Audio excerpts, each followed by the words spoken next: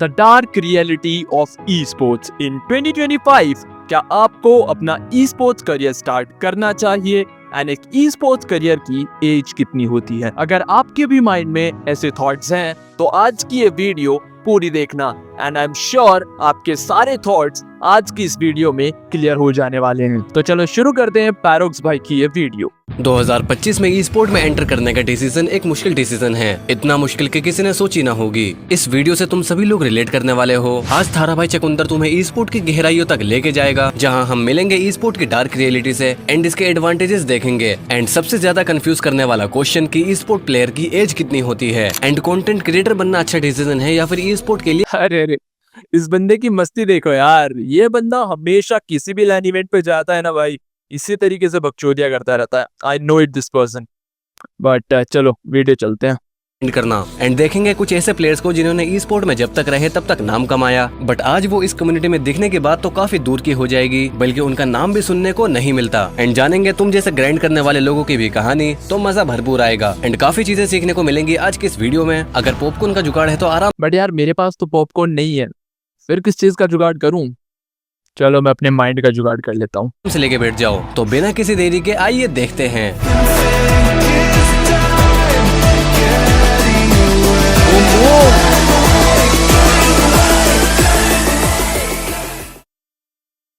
Overall montage काफी बढ़िया था, तो उसके लिए अप्रिशिएशन तो बनता है। सबसे पहले बात करते हैं कुछ ऐसे ई स्पोर्ट एक्स प्लेयर के बारे में जिन्होंने स्टार्टिंग फेज में काफी डोमिनेट किया, जिसे देखकर ऐसा लगता था कि ये प्लेयर आगे चल के एक बड़ी हस्ती के रूप में नजर आएंगे, बट कुछ डिफरेंट रीजंस की वजह से ऐसा लगता है कि ये प्लेयर ई स्पोर्ट में कब थे। रौनक, हो सकता है बहुत से बच्चे ये नाम सुनकर सोच रहे होंगे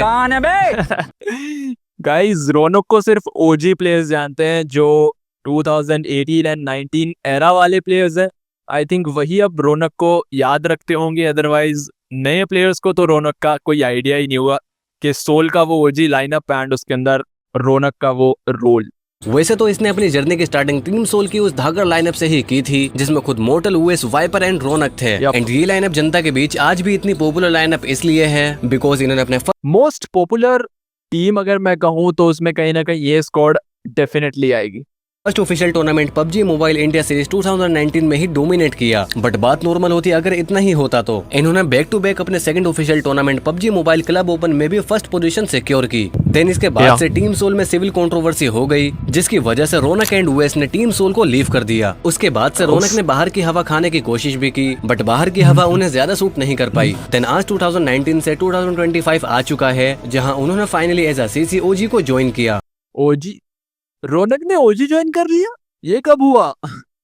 शायद मैं बिल्कुल भी फॉलो नहीं कर रहा हूँ यार रौनक को। ये तो सिर्फ एक बंदे की कहानी ही खोल के सुनाई, बट इसी की तरह और भी काफी सारे प्लेयर्स लाइक फ्रैंकी, वाइपर और भी न जाने कितने सारे एक्स प्लेयर्स हैं, जिन पर बात करने पर ये पूरी वीडियो उन्हीं की हो जाएगी। देखो वैसे तो मुझे गाली खाने का काम नहीं करना है, बट टू बी ऑनेस्ट की स्टेट्स वाइज इसमें जॉनी भाई का भी नाम आना चाहिए। ये क्या सुन रहा हूँ गाइस मैं? जॉनी फैंस, ये वीडियो मेरी नहीं है जॉनी फैंस, ये पैरोक्स की वीडियो है, तो प्लीज मेरे को कोई हेट मत देना भाई कमेंट में आके।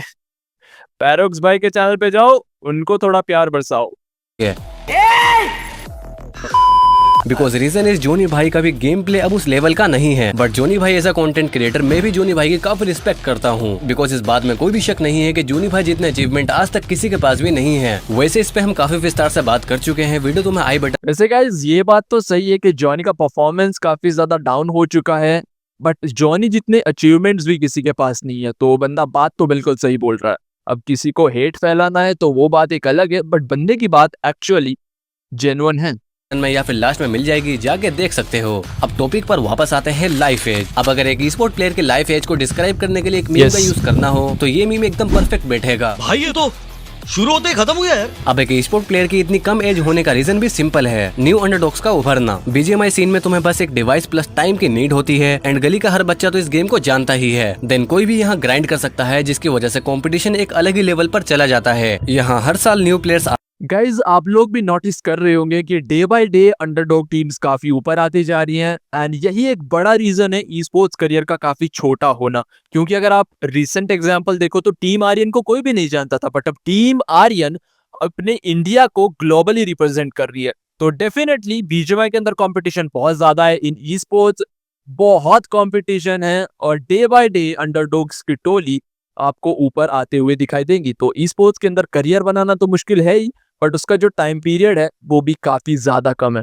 आते हैं जिनके आने की वजह से ओल्ड प्लेयर्स रिप्लेस हो जाते हैं एंड ये कंपटीशन डायरेक्ट अफेक्ट करता है T1 प्लेयर्स को। अभी देखो भाई, बात इतनी सीधी भी नहीं होती है। एक अंडरडॉग की लाइफ जब तक लेन पर ना पहुंच जाए काफी स्ट्रगलिंग से भरी होती है, जिसे आई थिंक हर बंदा फेस करता है। एक स्टूडेंट के लिए दिन में 12 घंटे निकाल के ग्राइंड करना काफी कॉम्प्लिकेटेड होता है, बिकॉज इसमें घर वालों के बेल्ट, गाली एंड डांट का एक अलग ही कॉम्बिनेशन होता है एंड इस कॉम्बिनेशन को हैंडल करना काफी दुविधाओं से भरा होता है। जैसे की जब भी कोई स्क्रीम स्टार्ट होता है, घर में दूध एंड बाकी चीज जब भी खत्म हो जाती है। लेजेंड समझ गए मैं क्या कहना चाह रहा हूँ। एंड अगर तुम्हारी स्टडी कंप्लीट हो जाती है तब भी दिन भर ग्राइंड करना।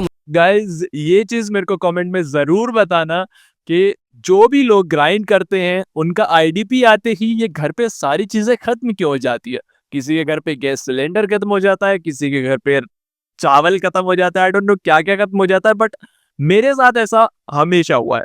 मुश्किल होता है, जिसमें एक बिग इशू होता है अर्निंग सोर्स। ये चीज घर वाले रिमाइंडर कराए या फिर नहीं, बट इस चीज का प्रेशर खुद में ही बढ़ता रहता है। तो यार इसका मतलब ये नहीं कि ट्राई करना ही छोड़ दो, बल्कि ऐसे प्लेयर्स जिनके पास कभी रिचार्ज करवाने के पैसे भी नहीं होते थे, वो आज बहुत से लोगों के रोल मॉडल बन चुके हैं। अब देखो यार, मैं यहाँ मोटिवेशन वीडियो नहीं बना रहा हूँ, बल्कि जो डाउट्स है वो क्लियर करूंगा। अब एक स्पोर्ट प्लेयर बनने के बाद जिंदगी कुछ आसान नहीं हो जाती है, क्योंकि यहाँ पैसा तो बहुत है, बट ये डिसाइड करता है तुम्हारा परफॉर्मेंस। यहाँ तुम्हें हर बार अपने परफॉर्मेंस को प्रूव करना पड़ता है, जो कि हर बार तो पॉसिबल नहीं है। जैसे ही एक टाइम बाद परफॉर्मेंस डाउन होती है, जनता का क्रिटिसिज्म फेस करना एंड वो प्रेशर जो खुद के माइंड में ही जन्म ले लेता है, उन्हें कंट्रोल करना काफी मुश्किल होता है। एंड ये चीजें स्पोर्ट कम्युनिटी में काफी कॉमन चीजें हैं, जिसके एग्जांपल के तौर पर हम बहुत से ऐसे प्लेयर्स को देख रहे हैं जो कि अपने फैंस के एक्सपेक्टेशन को संभाल नहीं पा रहे। एंड सबसे ज्यादा डिमांडेबल क्वेश्चन कि ई स्पोर्ट में अपना करियर बनाना अच्छा है या फिर एक कंटेंट क्रिएटर बनने की शुरुआत करें। अब देखो गाइस, ये एक बहुत अच्छा क्वेश्चन है कि आपको एक ई स्पोर्ट्स प्लेयर बनना चाहिए या फिर आपको कंटेंट क्रिएशन की तरफ जाना चाहिए। तो डेफिनेटली ये सवाल काफी अच्छा है,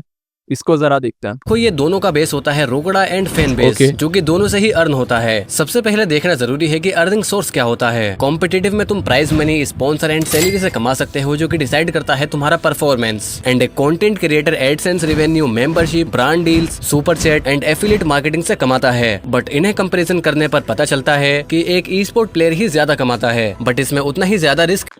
तो मतलब ई स्पोर्ट्स में कंटेंट क्रिएशन से ज्यादा पैसा है?